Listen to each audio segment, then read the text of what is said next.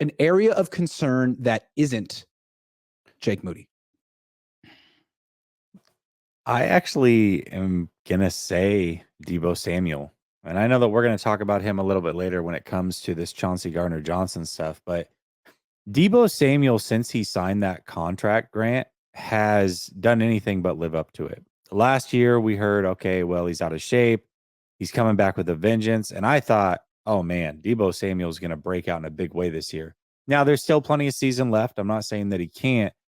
But do you realize that since he signed that contract, that Deebo Samuel has just 3 games over 100 total yards, and 2 of them came against the Rams, which we know that that's what he does against the Rams.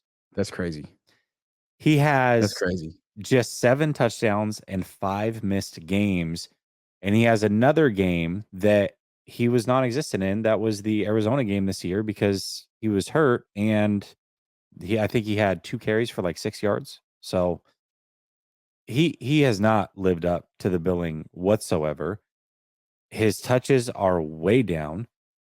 And on top of that, he's the one that was out there. He's the talker of the team. He's the guy that went on the press tour at the end of last year, went after the Eagles, said that I forget their corner's name, called him a bum, basically, that they were going to expose him. Yeah, Bradbury. They were going to expose him. Then we saw the Chiefs kind of do that, and we're like, okay, well, maybe that's true.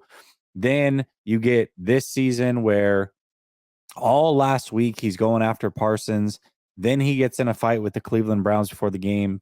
But he is out there doing things and asking the team to cash the checks that he couldn't because he was unable to finish that game. And that's a big deal to me. So I don't know. Deebo Samuel to me, and it's not just the numbers. When you watch him play, if he's not getting the ball, this was a thing dating back to last year that was very evident on film. You're seeing the same thing this year when it comes to him, that the effort's just not there. And listen, I love Deebo Samuel. You see it right here. He's my favorite player on the team, but I got to call it how I see it. Right now, he's a big concern for me going forward. Me too, man. You just laid it out beautifully. He's not the same player he was. And if you think about it, he was never an elite wide receiver. He's paid like an elite wide receiver, but he never established himself as that. He established himself as an elite weapon, an elite versatile weapon. But really what took him over the top is what Chauncey Gardner-Johnson's talking about, like playing running back. Yeah. He has so many touchdowns as running back. I feel like most of his value comes there. He doesn't play that anymore because the Niners have Christian McCaffrey. And I don't think they want to play. They're paying him so much. I don't think they want to play him there anyway. But I think it's his best position.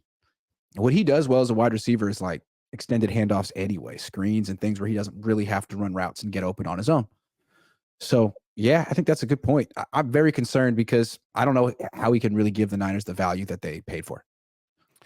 No, most certainly not, at least not right now. Now, if CMC's out this week, I would expect Deebo Samuel to have we talked about 3 100-yard games since he signed the contract. I would expect him to go over 100 yards. And that's not 100 receiving yards. That's total yards. So we're including the rushing and everything.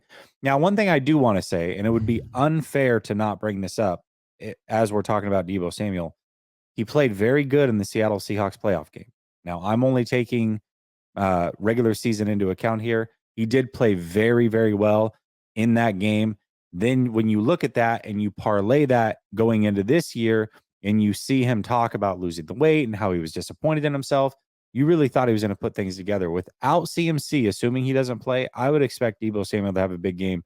This is where he has to earn his money. If the CMC is not there and the redundancy is not there, he has to play at a top tier level. He has to show he can be that guy. Maybe they should move him to running back. If CMC's out, maybe that's what they'll do, because if you don't play him there, I wonder how much value you really get. I mean, you laid out the numbers for him as a receiver. They're not great.